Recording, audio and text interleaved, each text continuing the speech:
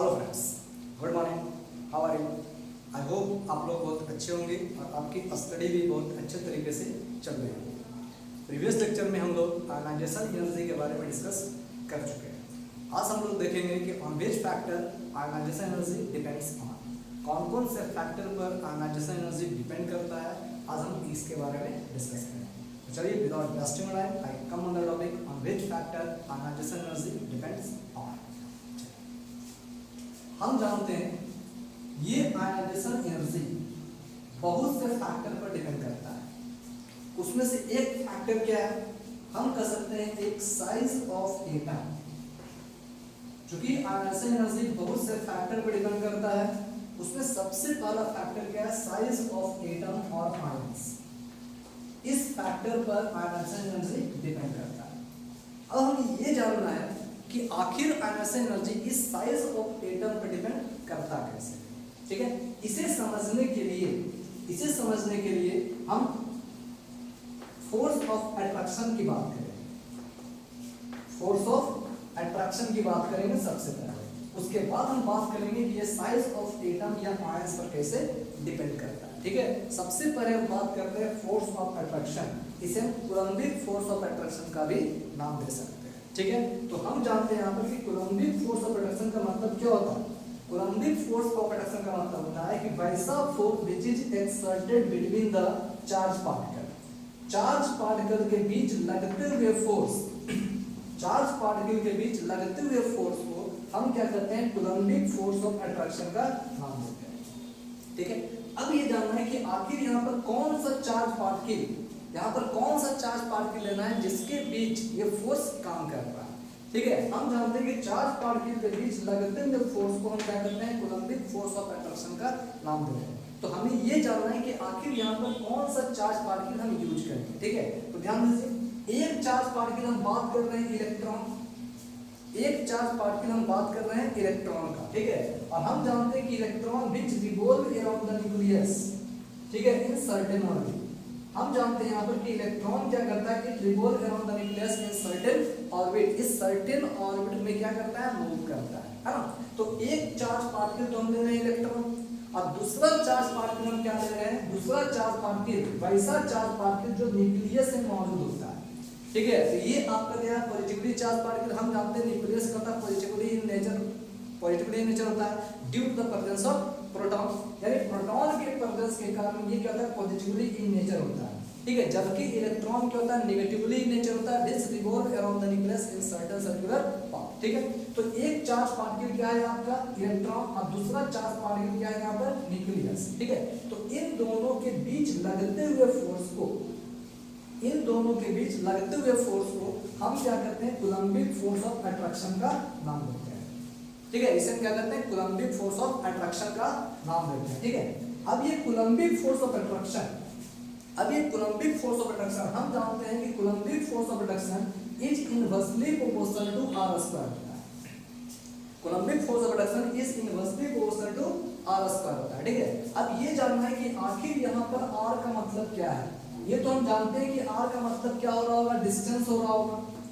Are का मतलब क्या हो रहा होगा, डिस्टेंस हो रहा होगा। और यहाँ पर डिस्टेंस का मतलब क्या है, यहाँ पर डिस्टेंस का मतलब होता है कि the distance between the electron, the distance between electron and the nucleus, ये इलेक्ट्रॉन और न्यूक्लियस के बीच का डिस्टेंस।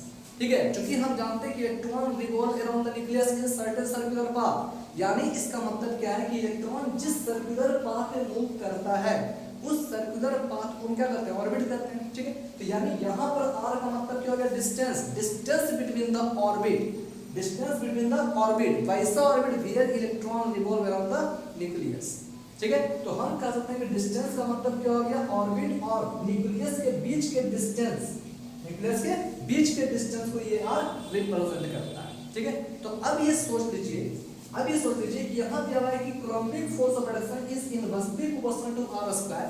मतलब यहाँ पर क्या है कि distance between the nucleus and the orbit जितना ज्यादा होगा, अगर डिस्टेंस यहाँ पर जितना ज्यादा होगा, distance between the orbit and the nucleus जितना ज्यादा होगा, लगता हुआ अट्रैक्शन फोर्स क्या होगा, उतना ही कम होगा।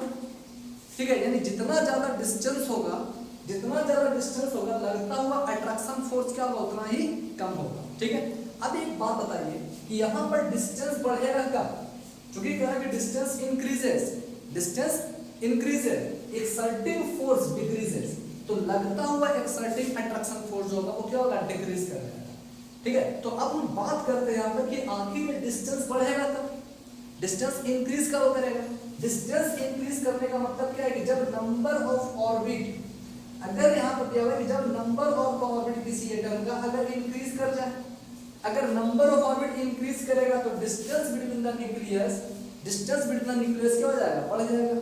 ठीक है, if number of orbit increases, यानी यहाँ पर डिस्टेंस बढ़ने का मतलब क्या है? यहाँ पर डिस्टेंस बढ़ने का मतलब है कि नंबर ऑफ ऑर्बिट इंक्रीज करना, यानी n यहाँ पर क्या है? Number of orbit. अगर नंबर ऑफ ऑर्बिट अगर बढ़ जाएगा, ऑर्बिट की संख्या अगर बढ़ जाएगी, तो हम जानते हैं यहाँ पर कि distance between the orbit and the nucleus also भी इंक्रीजेस, और जब यहाँ पर r इंक्रीज करेगा तो फोर्स मेरा क्या हो जाएगा? डिक्रीज कर जाएगा। ठीक है, हाँ, तो यानी यहाँ पर r इंक्रीज करने का मतलब मेरा क्या हो रहा है? नंबर ऑफ ऑर्बिट का बढ़ जाना। और जब नंबर ऑफ ऑर्बिट अगर बढ़ेगा, जब नंबर ऑफ ऑर्बिट मेरा अगर बढ़ जाएगा तो हम कह सकते हैं यहाँ पर कि साइज ऑफ एटम इंक्रीज कर जाएगा, यानी उस एटम का साइज क्या हो जाएगा? बढ़ जाएगा। क्यों? क्योंकि इसका डिस्टेंस क्या हो रहा है? बढ़ते जा रहा है। ठीक है, तो अगर यानी इसका मतलब क्या है कि साइज ऑफ एटम कहने का मतलब है कि साइज ऑफ एटम इंक्रीज करने का मतलब है कि number of orbit of that atom increases. ठीक है, यानी नंबर ऑफ ऑर्बिट एटम का क्या हो रहा है? इंक्रीज हो रहा होगा। ठीक है, ज्यादा होगा। ठीक है, अगर नंबर ऑफ ऑर्बिट इंक्रीज करेगा तो साइज ऑफ एटम क्या हो जाएगा? इंक्रीज करेगा।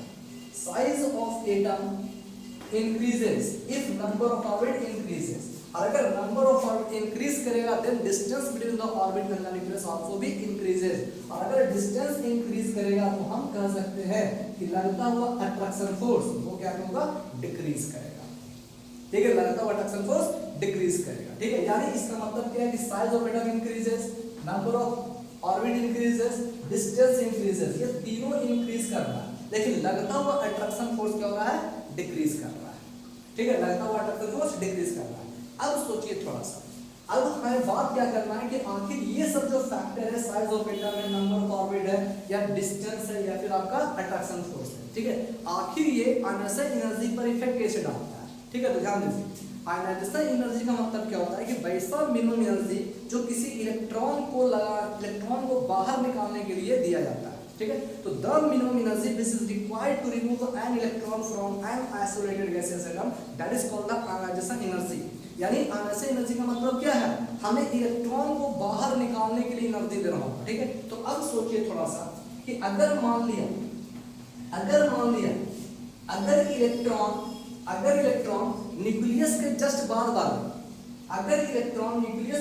बाद वाले ऑर्बिट में अगर मूव कर रहा हो तो इसका डिस्टेंस क्या होगा? बहुत ही कम होगा। लेकिन अगर ये नंबर ऑफ ऑर्बिट मेरा बढ़ गया, अगर इस ऑर्बिट में, ठीक है, अगर हायर ऑर्बिट में अगर इलेक्ट्रॉन मूव कर रहा है तो उसका डिस्टेंस क्या होगा? डिस्टेंस फ्रॉम द न्यूक्लियस मेरा क्या हो जाएगा? बढ़ जाएगा। और जब डिस्टेंस बढ़ जाएगा तो लगता हुआ फोर्स क्या हो जाएगा? घट जाएगा। ठीक है, तो सोचिए अगर electron revolve around the nucleus in first orbit, और अगर इलेक्ट्रॉन रिवॉल्व करता है सेकंड ऑर्बिट, ठीक है, तो इन दोनों को अगर हम कंपेयर करेंगे तो फर्स्ट ऑर्बिट में जो इलेक्ट्रॉन मूव कर रहा है, ठीक है, उस पर लगता हुआ अट्रैक्शन फोर्स बहुत ही ज्यादा होगा। क्यों? क्योंकि डिस्टेंस फ्रॉम द न्यूक्लियस सबसे कम है। ठीक है, ऑर्बिट की संख्या जितना कम होगा,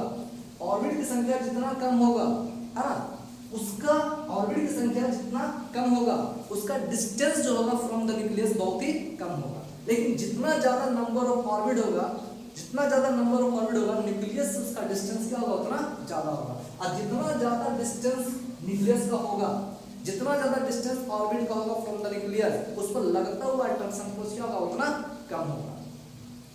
कम होगा। एक चीज ये समझ में। दूसरा चीज हम जानते हैं कि इलेक्ट्रॉन जो बाहर निकलता है तो सबसे पहले इलेक्ट्रॉन कहां से बाहर निकलता है? आउटर मोस्ट एनर्जी लेवल से।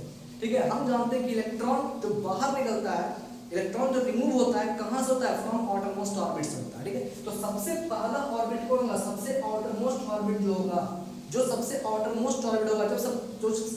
बाहरी ऑर्बिट होगा, उस ऑर्बिट से इलेक्ट्रॉन सबसे पहले निकलेगा। ठीक है, तो जब सोचिए कि जब सबसे बाहरी ऑर्बिट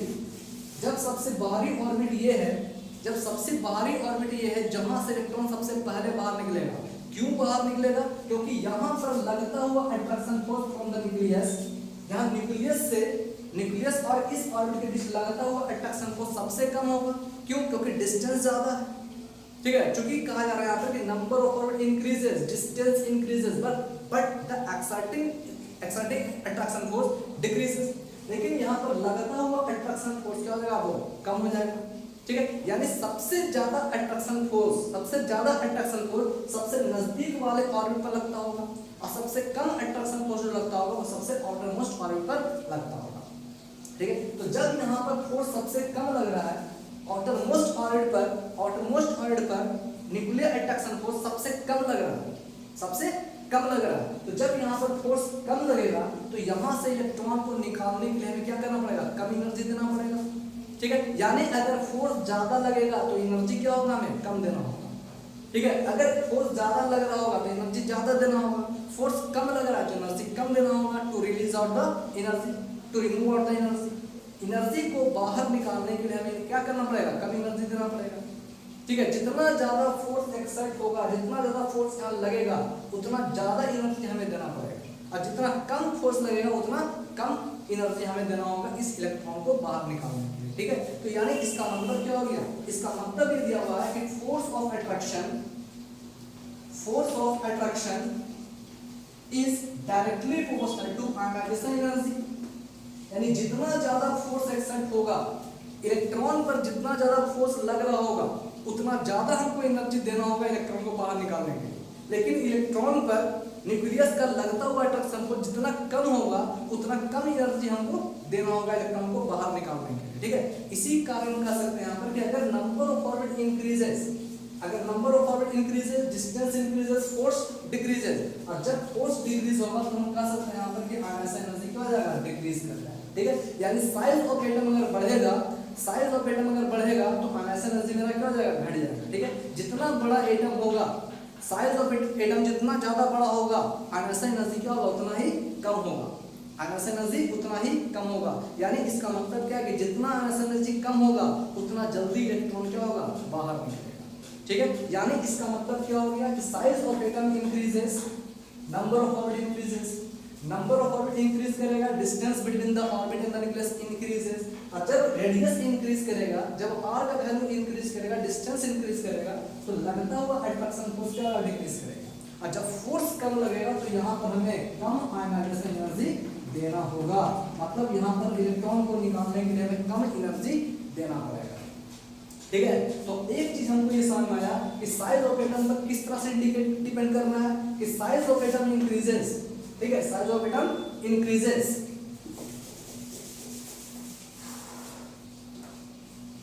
ठीक है, तो हम ये समझ गए कि साइज ऑफ एटम अगर इंक्रीज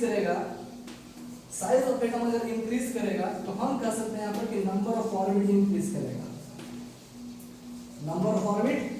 करेगा। ठीक, अगर नंबर ऑफ ऑर्बिट मेरा इंक्रीज करेगा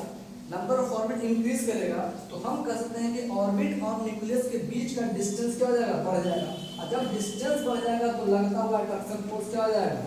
घट जाएगा, और जब फोर्स घट जाएगा, जितना फोर्स कम लगेगा, जितना अट्रैक्शन फोर्स कम होगा, उसको तोड़ने के लिए उतना कम एनर्जी देना पड़ेगा। फोर्स जितना ज्यादा लगेगा तोड़ने के लिए उतना ज्यादा एनर्जी देना पड़ेगा, लेकिन फोर्स जितना कम लगेगा उतना एनर्जी कम देना पड़ेगा। ठीक है, तो यहाँ फोर्स जब डिक्रीज करेगा तो हम कह सकते हैं कि आयोनाइजेशन एनर्जी क्या हो जाएगा? डिक्रीज करेगा। ठीक है, तो अब हम कह सकते हैं यहाँ पर कि साइज ऑफ एटम अगर इंक्रीज करेगा तो आयोनाइजेशन एनर्जी मेरा क्या हो जाएगा? डिक्रीज करेगा। ठीक है, तो इसलिए एक रिलेशन मेरा क्या बन गया कि साइज ऑफ एटम और आयन इज इनवर्सली प्रोपोर्शनल किया जाएगा आयोनाइजेशन एनर्जी। अगर साइज ऑफ एटम मेरा इंक्रीज करेगा तो आयोनाइजेशन एनर्जी मेरा क्या हो जाएगा? डिक्रीज करेगा। ठीक है, लेकिन अगर वही लगता हुआ अट्रैक्शन फोर्स अगर ज्यादा होगा, इंक्रीज करेगा, तो आयोनाइजेशन एनर्जी मेरा क्या होगा? इंक्रीज करेगा। यानी ये इसका मतलब क्या हो गया? लगता हुआ attraction force is directly proportional to the ionization energy. जितना ज्यादा अट्रैक्शन फोर्स लगेगा, आयोनाइजेशन एनर्जी क्या होगा मेरा? उतना ज्यादा होगा। ठीक है, तो इस तरह से हम समझ सकते हैं कि आखिर ये किस तरह से nature of atom, that is size of atom पर डिपेंड करता है। ठीक है, या हम कह सकते हैं किस तरह से इंटरमोलकुलर फोर्स ऑफ अट्रैक्शन पर डिपेंड करता है, या किस तरह से नंबर ऑफ ऑर्बिट के बढ़ने से इंक्रीज या डिक्रीज करता है। ठीक है, यानी इस तरह से हम ये समझ सकते हैं कि आखिर आयनाइजेशन एनर्जी किस तरह से नेचर ऑफ एटम या फिर साइज ऑफ एटम पर डिपेंड करता है। ठीक है, अब ध्यान दीजिए,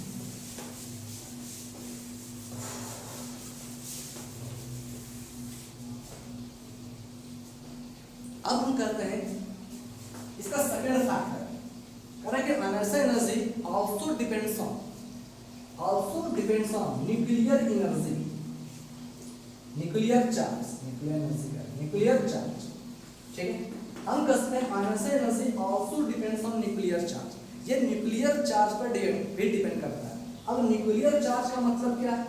न्यूक्लियर चार्ज का मतलब होता है न्यूक्लियस के पास जो चार्ज होता है, न्यूक्लियस के पास जो चार्ज मौजूद होता है, इस चार्ज को हम क्या कहते हैं? न्यूक्लियर चार्ज कहते हैं। ठीक है, तो न्यूक्लियर चार्ज क्या होगा? पॉजिटिवली नेचर होगा, क्योंकि हम जानते हैं न्यूक्लियस में प्रोटॉन मौजूद होता है और प्रोटॉन जो होता है वो पॉजिटिवली नेचर होता है।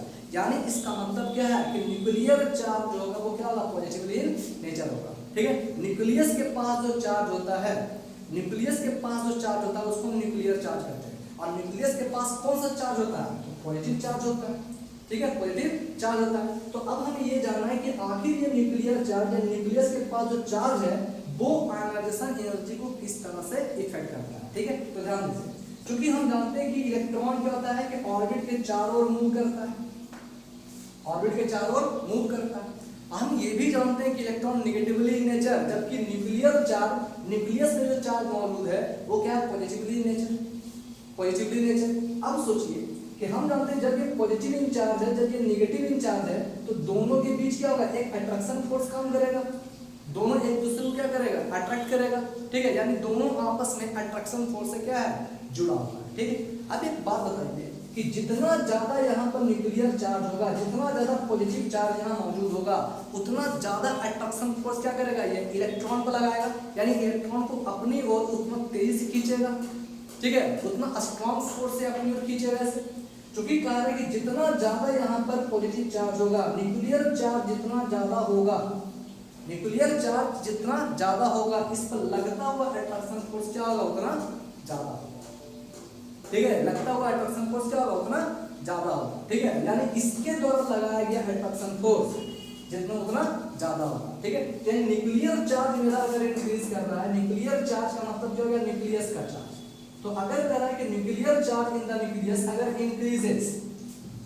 इंक्रीजेस, तो लगता हुआ अट्रैक्शन फोर्स, तो लगता हुआ attraction force on the electron this revolve around the nucleus, तो लगता हुआ attraction force on the electron ये क्या करेगा? इंक्रीज करेगा। तो क्या होगा? इंक्रीज करेगा। और अगर अट्रैक्शन फोर्स इंक्रीज किया, अगर अट्रैक्शन फोर्स इंक्रीज किया, तो सोचिए क्या इलेक्ट्रॉन जल्दी निकलेगा? नहीं निकलेगा। क्यों? क्योंकि इलेक्ट्रॉन जो है क्या है? स्ट्रॉन्ग अट्रैक्शन फोर्स से इसकी ओर झुका हुआ है, इसको क्या किया हुआ है? अपनी ओर अट्रैक्ट किए हुए हैं। तो जितना ज्यादा अट्रैक्शन फोर्स लगेगा इलेक्ट्रॉन को निकालने के लिए हमको उतना ज्यादा एनर्जी देना पड़ेगा। ठीक है, अभी मैंने डिस्कस किया था कि अगर अट्रैक्शन फोर्स ज्यादा होगा, अट्रैक्शन फोर्स ज्यादा होगा तो गिविंग एनर्जी क्या होगा? उतना ही ज्यादा होगा। यानी हम कह सकते हैं कि अगर न्यूक्लियर चार्ज अगर इंक्रीज करता है, अगर न्यूक्लियर चार्ज इंक्रीज करता है, तो लगता हुआ attraction force on the electron in orbit तो क्या करेगा? इंक्रीज करेगा। और अगर अट्रैक्शन फोर्स इंक्रीज करेगा, अट्रैक्शन फोर्स इंक्रीज करेगा, तो to break it we have to give more energy. तो इसे तोड़ने के लिए, क्योंकि जब तक अट्रैक्शन फोर्स टूटेगा नहीं, जब तक लगता हुआ अट्रैक्शन फोर्स न्यूक्लियस और इलेक्ट्रॉन के बीच लगता हुआ अट्रैक्शन फोर्स ब्रेक नहीं करेगा, तब तक इलेक्ट्रॉन क्या होगा? बाहर निकलेगा नहीं। इसी कारण इस अट्रैक्शन फोर्स को तोड़ने के लिए, स्ट्रॉन्ग अट्रैक्शन फोर्स को तोड़ने के लिए we have to give more energy. जितना ज्यादा अट्रैक्शन फोर्स यहाँ लगेगा उतना ज्यादा हमें क्या करना पड़ेगा? एनर्जी देना पड़ेगा। ठीक है, तो हम कह सकते हैं कि इफ न्यूक्लियर चार्ज इंक्रीजेस, है ना, मतलब न्यूक्लियस का चार्ज जितना ज्यादा इंक्रीज करेगा, मतलब न्यूक्लियस में जितना ज्यादा पॉजिटिव चार्ज इंक्रीज करेगा, जितना ज्यादा पॉजिटिव चार्ज की संख्या बढ़ेगी, उतना ज्यादा इलेक्ट्रॉन पर ये अट्रैक्शन डालेगा। ठीक है, इसको अपनी ओर खींचेगा। और जितना ज्यादा अट्रैक्शन इलेक्ट्रॉन पर लगेगा, उस इलेक्ट्रॉन को निकालने के लिए हमें उतना ज्यादा एनर्जी देना पड़ेगा। यानी इसका मतलब क्या होगा कि nuclear charge increases, attraction force increases. और जब अट्रैक्शन फोर्स इंक्रीज करेगा तो हम कह सकते हैं आयनाइजेशन एनर्जी आल्सो भी इंक्रीजेस। तो आयनाइजेशन एनर्जी क्या होगा? इंक्रीज करेगा। इसलिए हम कह सकते हैं कि न्यूक्लियर चार्ज, इसलिए हम कह सकते हैं कि nuclear charge is directly proportional to ionisation energy. यानी nuclear charge increases, ionisation energy increase. तो ये आयनस एनर्जी को क्या करेगा, इंक्रीज करेगा। ठीक है, तो इस तरह से हम कह सकते हैं कि आयनस एनर्जी पर, है ना, आयनस एनर्जी को ये भी इफेक्ट करता है। ठीक है, यानी आयनस एनर्जी इसके न्यूक्लियर चार्ज पर भी डिपेंड करता है, nuclear charge of an atom पर भी डिपेंड करता है। ठीक है, अब हम बात करते हैं इसका shielding effect. Shielding effect, shielding effect को हम स्क्रीनिंग इफेक्ट के नाम से भी जानते हैं, स्क्रीनिंग इफेक्ट के नाम से भी जानते हैं। ठीक है, अब यहाँ पर ध्यान दीजिए, यहाँ पर स्क्रीनिंग इफेक्ट का मतलब क्या होता है। स्क्रीनिंग इफेक्ट का मतलब होता है कि जब कह रहा है कि व्हेन इनरमोस्ट ऑर्बिट इलेक्ट्रॉन, यानी electron of innermost orbit, electron of innermost orbit shield, ठीक है, या स्क्रीन। क्या कहा रहा है यहाँ पर कि electron of innermost orbit shield और स्क्रीन, सील्ड और screen the outermost orbit electron, the electron of outermost orbit, outermost orbit electron. ठीक है, क्या कर रहे हैं यहाँ पर कि जब कर रहे हैं when electron of innermost orbit shield the outermost orbit electron, जब इनरमोस्ट ऑर्बिट का जो इलेक्ट्रॉन होता है, ठीक है, इनरमोस्ट ऑर्बिट का जो इलेक्ट्रॉन होता है वो क्या करता है, आउटरमोस्ट ऑर्बिट के लिए स्क्रीन का काम करता है, आउटरमोस्ट ऑर्बिट के लिए स्क्रीन का काम करता है, शील्डिंग का काम करता है, शील्ड बनाने का काम करता है। ठीक है, उससे हम क्या करते हैं, शील्डिंग इफेक्ट का नाम देते हैं। ठीक है, चलिए इसे समझते हैं। कहा जा रहा है यहाँ पर, सपोज करते हैं ये आपका first orbit, second orbit, third orbit, ठीक है, ये आपका आउटरमोस्ट ऑर्बिट है, आउटरमोस्ट ऑर्बिट है। मान लेते हैं इस आउटरमोस्ट ऑर्बिट में एक इलेक्ट्रॉन है, यहाँ पर क्या है आपका पॉजिटिव चार्ज है। इस न्यूक्लियस में जितना भी पॉजिटिव चार्ज होगा उसको हम क्या करते हैं, इसका न्यूक्लियर चार्ज कहेंगे। न्यूक्लियस का चार्ज, न्यूक्लियस में जो चार्ज मौजूद है उसको कहते हैं इसका न्यूक्लियर चार्ज। हाँ, तो हम कहते हैं ये न्यूक्लियर चार्ज की संख्या अगर ज्यादा होगा, मैंने अभी बताया था कि nuclear charge is directly proportional to the ionisation energy. जितना ज्यादा न्यूक्लियर चार्ज होगा उतना ज्यादा अट्रैक्शन फोर्स लगेगा, उतना ज्यादा आयनस एनर्जी होगा। ठीक है, तो यानी कहां पर पॉजिटिव चार्ज की संख्या जितना ज्यादा होगा वो उतना ज्यादा अट्रैक्शन फोर्स क्या करेगा, इस इलेक्ट्रॉन पर एक्सर्ट करेगा। यानी यहां से इलेक्ट्रॉन को अपनी ओर क्या करेगा, ये खींचना चालू करेगा, है ना, खींचना जारी रखेगा। जितना ज्यादा न्यूक्लियर चार्ज यहाँ लगेगा उतना ज्यादा अट्रैक्शन फोर्स क्या होगा, इस इलेक्ट्रॉन पर लगेगा। अब जितना ज्यादा यहाँ पर अट्रैक्शन फोर्स लगेगा उतना ज्यादा आयनाइजेशन एनर्जी, यानी उतना ज्यादा एनर्जी हमें यहाँ पर देना होगा इलेक्ट्रॉन को बाहर निकालने के लिए। ठीक है ना, लेकिन अब ध्यान दीजिए, अब कर रहे हैं कि ये तो आपका आउटरमोस्ट इलेक्ट्रॉन है, ये तो आपका आउटरमोस्ट इलेक्ट्रॉन है। ये इलेक्ट्रॉन जो है आउटरमोस्ट ऑर्बिट में क्या है, मूव करता है। तो जब इलेक्ट्रॉन आउटरमोस्ट ऑर्बिट में है तो इनरमोस्ट में भी तो इलेक्ट्रॉन मौजूद होगा, है ना। ये आपका क्या है, इनरमोस्ट ऑर्बिट का इलेक्ट्रॉन है। ये इलेक्ट्रॉन क्या है, इनरमोस्ट ऑर्बिट इलेक्ट्रॉन है, इनरमोस्ट। ठीक है, ये आउटरमोस्ट में है, यानी सबसे बाहरी ऑर्बिट में इलेक्ट्रॉन मौजूद है। और ये क्या है, इसके इनरमोस्ट में। ठीक है, इस बाहरी आउटरमोस्ट ऑर्बिट जो है इसके अंदर वाले ऑर्बिट में भी इलेक्ट्रॉन मौजूद है ना, क्योंकि हम जानते हैं कि जब तक इनरमोस्ट ऑर्बिट कंप्लीटली फिल नहीं होगा इलेक्ट्रॉन आउटरमोस्ट में जा नहीं सकता।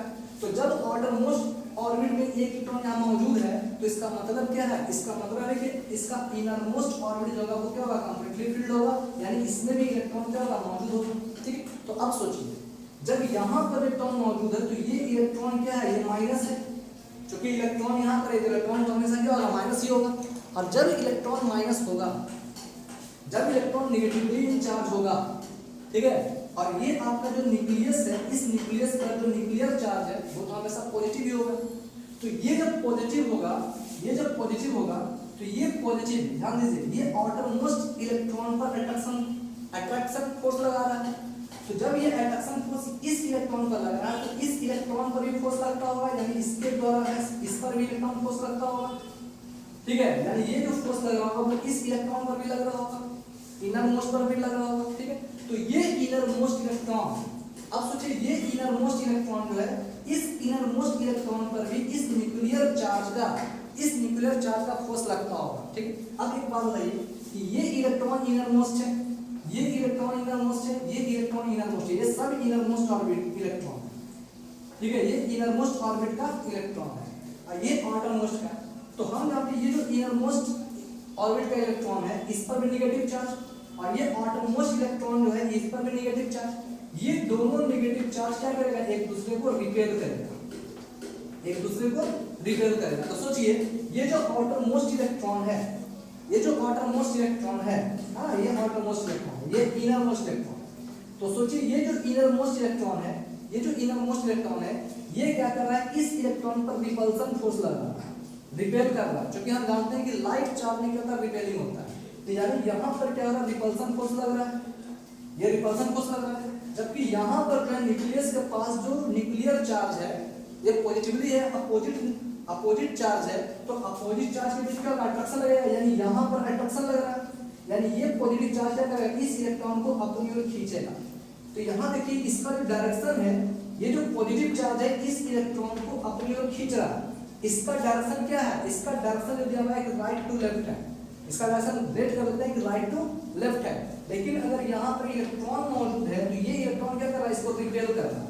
क्यों, क्योंकि यहाँ पर इलेक्ट्रॉन की संख्या ज्यादा है इनर मोस्ट ऑर्बिट में, ठीक है। तो ये सभी इलेक्ट्रॉन क्या करेगा, इस इलेक्ट्रॉन पर रिपेलिंग फोर्स लगा है, ठीक है। तो इस पर अट्रैक्शन फोर्स लग रहा है, अट्रैक्शन फोर्स का डायरेक्शन क्या है, राइट टू लेफ्ट है, जबकि रिपल्सन फोर्स का डायरेक्शन किधर है, लेफ्ट टू राइट है, ठीक है। तो यानी ये दोनों फोर्स एक दूसरे को क्या करेगा, न्यूट्रलाइज करेगा, ठीक है। तो जो फोर्स, जो न्यूक्लियर चार्ज, जो न्यूक्लियस इस इलेक्ट्रॉन पर अट्रैक्शन फोर्स लगा रहा है, उस अट्रैक्शन फोर्स को ये जो इलेक्ट्रॉन जो है, इसके inner most electron, inner most orbital वाला इलेक्ट्रॉन, वो क्या करता है, इसके अट्रैक्शन फोर्स को न्यूट्रलाइज कर देता है और इसको क्या करता है, उसके अपोजिट डायरेक्शन में रिपेल करता है, ठीक है।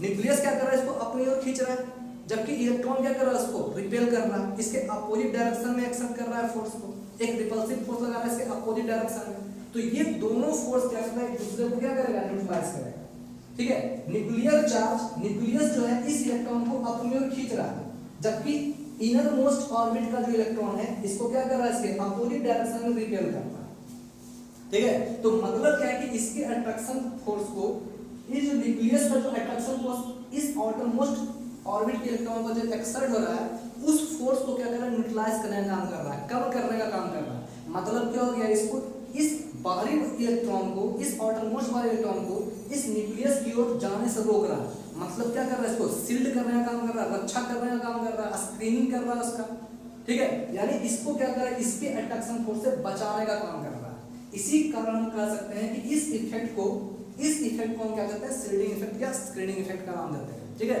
तो हम कह सकते हैं यहाँ पर कि वैसा इफेक्ट, ठीक है, जो क्या था इनर मोस्ट ऑर्बिट के इलेक्ट्रॉन के द्वारा आउटर मोस्ट ऑर्बिट के इलेक्ट्रॉन पर लगाया जाता है, ठीक है।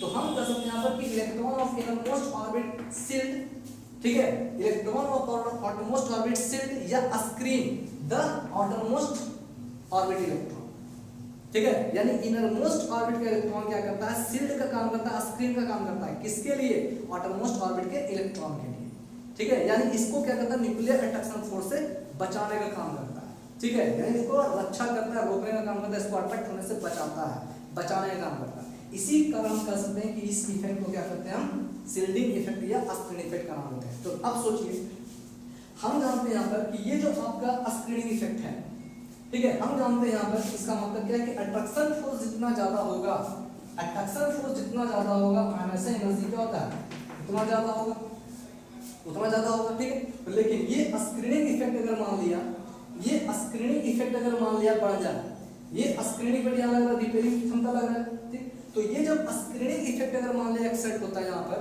सील्डिंग इफेक्ट प्रोड्यूस होता है यहाँ पर, यानी ये इनर मोस्ट इलेक्ट्रॉन, इस inner most electron outer most वाले इलेक्ट्रॉन पर क्या करता है, सील्ड का काम करता है, ठीक है। यानी इस पर अट्रैक्शन फोर्स को कम करने का काम करता है, इसको रिपेल करता है, न्यूट्रलाइज कर देता है।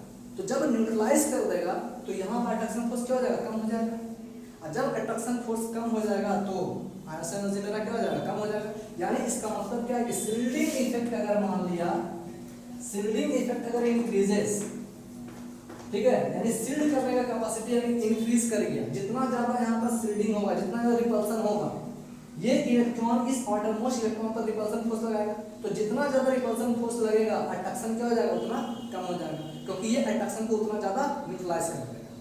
ठीक है, तो इसलिए कह रहा है कि शिल्डिंग इफेक्ट अगर ज्यादा होगा, चाहे रिपल्सिव फोर्स, लगता हुआ रिपल्सिव फोर्स किसके द्वारा, by the electron of innermost orbit shield to the electron of outermost orbit. ठीक है, तो कह रहा है कि यहाँ पर जब शिल्डिंग इफेक्ट अगर ज्यादा होगा, ठीक है,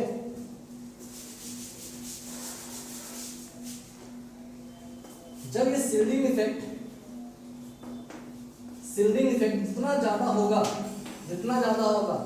लगता हुआ अट्रैक्शन फोर्स या न्यूक्लियर अट्रैक्शन फोर्स क्या होगा, उतना कम हो जाएगा। और जितना अट्रैक्शन फोर्स कम हो जाएगा, आयनाइजेशन एनर्जी मेरा क्या हो जाएगा, उतना कम हो जाएगा। यानी हम कह सकते हैं यहाँ पर कि शिल्डिंग इफेक्ट या screening effect is inversely proportional कर देगा आयनाइजेशन एनर्जी होगा। ये आयनाइजेशन एनर्जी को क्या कर देगा, कम कर देगा। यानी जितना ज्यादा मेरा शिल्डिंग इफेक्ट होगा, जितना ज्यादा रिपल्सिव फोर्स लगेगा, ठीक है, मेरा आयनाइजेशन एनर्जी उतना कम होगा। क्यों? क्योंकि अट्रैक्शन फोर्स कम हो जाएगा, और जब अट्रैक्शन फोर्स कम हो जाएगा तो उसे ब्रेक करने के लिए कम एनर्जी देना पड़ेगा, मतलब आयनाइजेशन एनर्जी मेरा क्या हो जाएगा, कम हो जाएगा। ठीक है, अब हम बात करते हैं इलेक्ट्रॉनिक अरेंजमेंट की।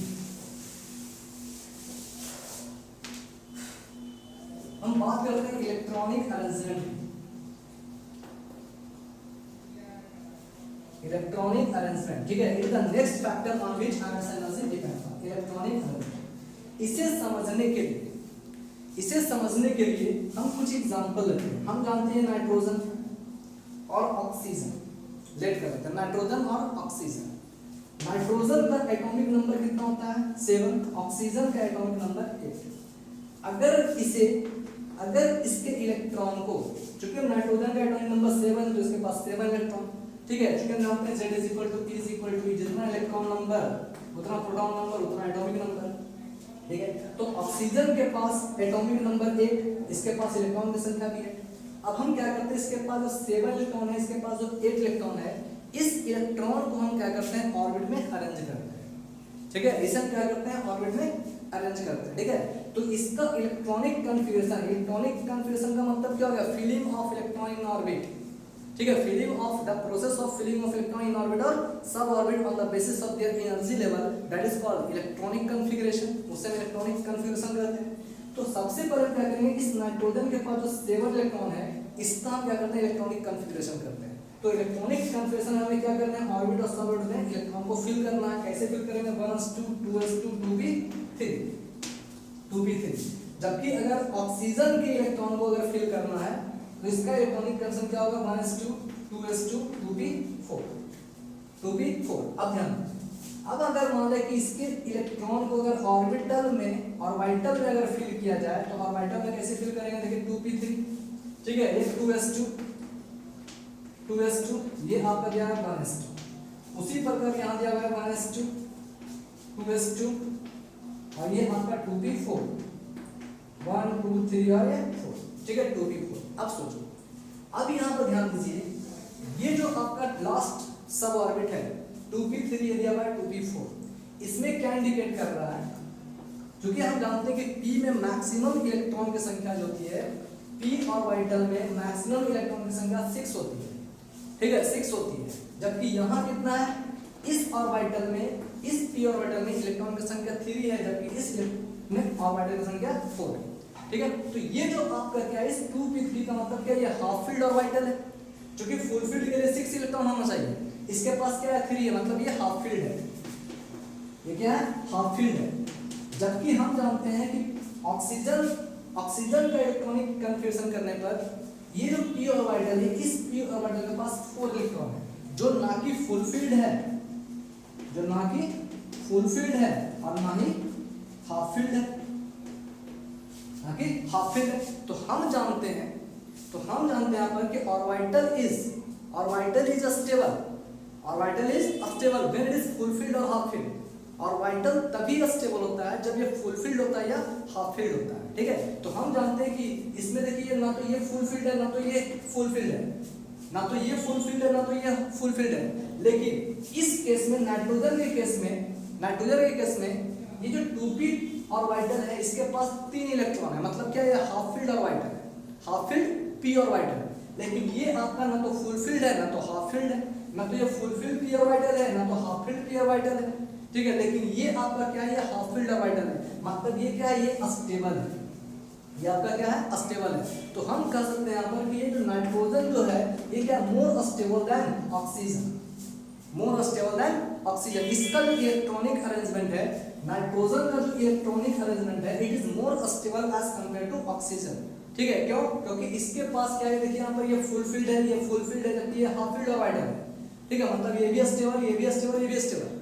लेकिन इस केस में, ऑक्सीजन के केस में ये अस्टेबल है, ये अस्टेबल, लेकिन ये क्या है, अनस्टेबल है, ये क्या है, अनस्टेबल है, ठीक है। और हम जानते हैं कि जो ऑर्बिटल जितना ज्यादा अस्टेबल होता है, जितना ज्यादा अस्टेबल होता है, उसमें से इलेक्ट्रॉन को निकालना बहुत ही ज्यादा मुश्किल काम है, ठीक है। यानी चूंकि ये अस्टेबल है, ये अब अस्टेबल है, ये अस्टेबल है, तो ये अनस्टेबल क्यों होगा, ठीक है। जो अनस्टेबल होता है वो अस्टेबल होना चाहता है, ये खुद अस्टेबल है, तो ये अस्टेबल से अनस्टेबल तो होना नहीं चाहेगा।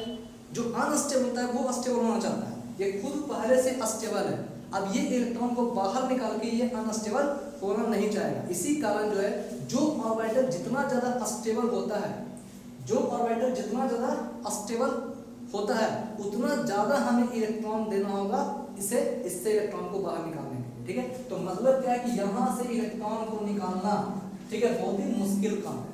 इसी क्यों मुश्किल काम है, क्योंकि इसका इलेक्ट्रॉनिक अरेंजमेंट जो है वो अस्टेबल है, ठीक है। तो इसके लिए अस्टेबल इलेक्ट्रॉनिक अरेंजमेंट के लिए we have to give more ionization energy, यानी हमें यहाँ से इलेक्ट्रॉन को निकालने के लिए बहुत ज्यादा एनर्जी देने की आवश्यकता होगी, जबकि ये तो खुद अनस्टेबल है, ठीक है। यानी यहाँ पर हमें इलेक्ट्रॉन को बाहर निकालने के लिए, चूंकि अनस्टेबल है, ठीक है, अनस्टेबल है, इसलिए यहाँ से इलेक्ट्रॉन को बाहर निकालने के लिए हमको ज्यादा एनर्जी की आवश्यकता नहीं होगी, ठीक है। इसलिए हम कहते हैं यहाँ पर कि अनस्टेबल इलेक्ट्रॉनिक अरेंजमेंट के लिए, ठीक है, जो रिक्वायर्ड अमाउंट ऑफ एनर्जी होगा वो क्या होगा, कम होगा। इसलिए हम कहते हैं यहाँ पर आयनाइजेशन एनर्जी क्या होगा, इसका आयनाइजेशन एनर्जी क्या होगा, कम होगा, जबकि इसका आयनाइजेशन एनर्जी क्या होगा, ज्यादा होगा, ठीक है। तो हम कह सकते हैं कि नाइट्रोजन का आयनाइजेशन एनर्जी जो होता है वो ऑक्सीजन के आयनाइजेशन एनर्जी से ज्यादा होता है, ठीक है। तो ये डिपेंड किस पर करता है, इसके इलेक्ट्रॉनिक अरेंजमेंट पर, ठीक है, कि आखिर किस तरह से हम इसका इलेक्ट्रॉनिक कॉन्फ़िगरेशन करते हैं, किस तरह से इलेक्ट्रॉन से फील्ड होता है। तो हम ये देखना है कि ये ऑर्बिटल फुलफिल्ड है या हाफ फील्ड है, ठीक है, या अस्टेबल है या अनस्टेबल है।